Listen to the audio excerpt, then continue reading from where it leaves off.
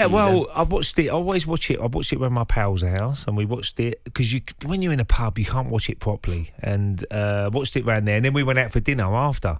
So it was one of them sort of situations where you would have stayed out a little bit longer, but obviously a bit more professional, Jeff, and went home a little bit earlier than what I should have done. But what a great day of football again. I was just hoping Forest could get a result, but they had their chances. But Man City showing what sort of side they are. They know how to get over the line.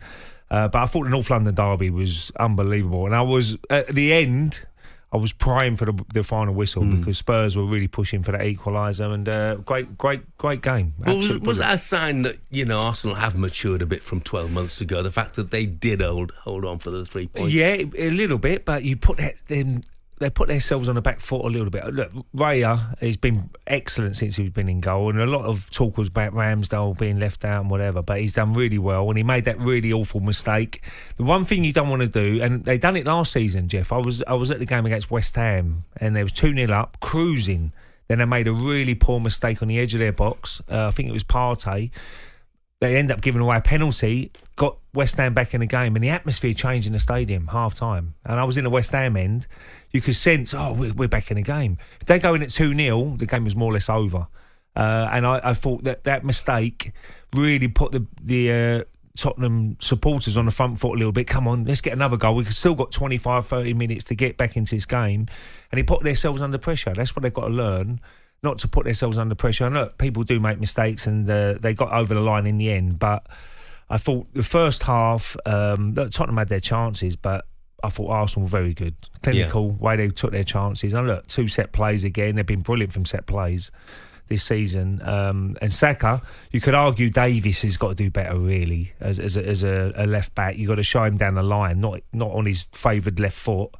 But he took his goal really well as well. And, you could see a little bit of relief from everybody involved in Arsenal Football Club at the end of the game, Jeff. When the final whistle went, the relief, we've done it. We've got 3 points, which is the most important thing. And it was a good comeback from Spurs, but I agree with Merce, the defending was worse than an under-12 team, wasn't it? Yeah. Can you see City slipping up in any of their games? I don't. I really hope they do. And we talked about it a little bit, didn't we? I mean, Fulham game could be interesting because Fulham, on their day, they can be brilliant. Anyone. They can. Yeah. They're such a good little side, Fulham, on their day. It's whether they turn up on that day against City. Spurs, obviously they've got Spurs, and Spurs are still going for that 4th place, which is important for the club if they can get Champions League football. But realistically, I can't see them losing a game. Yeah. And I think that's... But Arsenal season, if they don't lose a game, City, and they go on to win it, it's been a much more progress this season, and they've just got to keep building what they're building at the moment. Yeah, certainly heading in the right direction, no doubt about that. And then, of course, it finished with Arsenal winning that North London derby and City beating Forest in the race to be champions. Well, Gunners boss Mikel Arteta told talkSPORT he was delighted to pick up all 3 points. I would describe with happiness. You're going to suffer. You come here, it's an unbelievable stadium, great atmosphere, a great team. You're going to suffer. You want to win here, be ready to suffer. When you want big things, you have to be able to navigate through these emotions and these disappointments sometimes throughout the game. But at the end, the team find a way to win it and showed a lot of courage, especially the players that were involved in certain mistakes to do what they've done. Well, the win means Arsenal won back-to-back away games against Spurs for the first time in 36 years. On the final word last night, former Premier League manager Alan Pardew was full of praise for Arteta and the Arsenal side he's created. And the team are maturing with him, and I think that's... And he's got a very young team. You know, this team isn't going away. This team is going to be around for the next 2, 3, 4 years, whatever. Probably with Arteta on board as well, because obviously he's created it. When he got criticised for being a bit too outlandish on the sideline, he's obviously taken that on board and reined himself in. A little bit. But it's important to do that. And Agreed. And he's showing a maturity in his management and that I haven't seen before, if I'm honest. And the players perform terrific. And all the Arsenal ex-players, they're all taking pride in this new side, and that's what happens when you get a team that is, ticking all the boxes.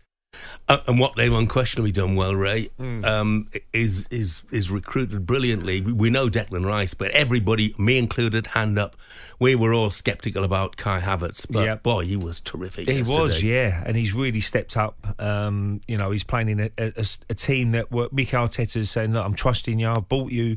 I know you're getting a bit of stick, but you keep working hard and it's going to come good for you, and it has done. And it's really, I was talking to my mates yesterday. I said, player of the season at Arsenal was very difficult to call. I mean, Gabriel yesterday, another brilliant performance. Him and Saliba have been excellent at the back. Declan Rice, as you mentioned there, you got Saka on the right hand side. He's had a good season again. You've got Ødegaard. I love watching Ødegaard. He was brilliant against Chelsea in the week. I mean, I don't know if you see that, Jeff, when they beat him. And the way he just sees a pass and his vision is magnificent. It's a little bit like Dennis Bergkamp when I played with him. You know, he always can see a picture, and he's been excellent. So there's been so many good performances this season. But the recruitment is very important. We all know that in any club. And Edu, who's a good teammate of mine back in the day, he knows what sort of player you probably need. And it's not just being, gifted as a player. You've got to have that right mentality to be in a team that everybody's working hard together. And I think they've got that. They've got the connection with the fans, which is very important. They lost that a little bit at the Emirates under... I loved Arsene Wenger, but under his reign at the end, they lost that little bit of connection with the fans. Now they've got that back, but look, they could come second this year. You expect Man City probably to win it, but there's a lot of progress there. Yeah, an ironic little twist, isn't it? That Spurs have got to play Man City at the Tottenham Hotspur Stadium. I'm sure every Tottenham fan will be on Man City's side. They're all going to be hoping their side lose, or are they? I don't know, because by then you could have Newcastle or Man United breathing down their necks. I remember going back to '99, Jeff, and we was playing Aston Villa. I think was it Aston Villa? We look back in a minute, but we knew Tottenham were playing at Old Trafford, and it was the last game of the season, and Tottenham went 1-0 up, and it was like you could hear the fans around you as we're playing saying, "Whoa, Tottenham were 1-0 up against Man United," but Man United went on to win the game in the end and won the league. But certainly, I think every Tottenham fan, but they're going for the top four as well, which is important for the club as well. If you're Spurs, and Spurs have improved this year. I can't see them reaching the top four now. I know they've got a couple of games in hand on Villa, but I don't see it. You know, they've got some tough games still. They have, they've got Liverpool as well. They've gone off the ball a little bit, but certainly. It's going to be interesting to see how the season. But the league has been brilliant this year, Jeff. Every week, week in, week out. At the bottom, at the top, it's been it's been brilliant. Yeah. Spurs fans, let's hear from you. Will you be cheering on Man City to beat you on the 14th of May? 03717 223344. How many years do you think it'll be before you can compete with your North London rivals? Mark has texted me and said, Jeff, who are your picks to win the League One and League Two playoffs? Mark is from Bolton. Guess who he wants me to say? On AM, on DAB, via the talkSPORT app and on your smart speaker.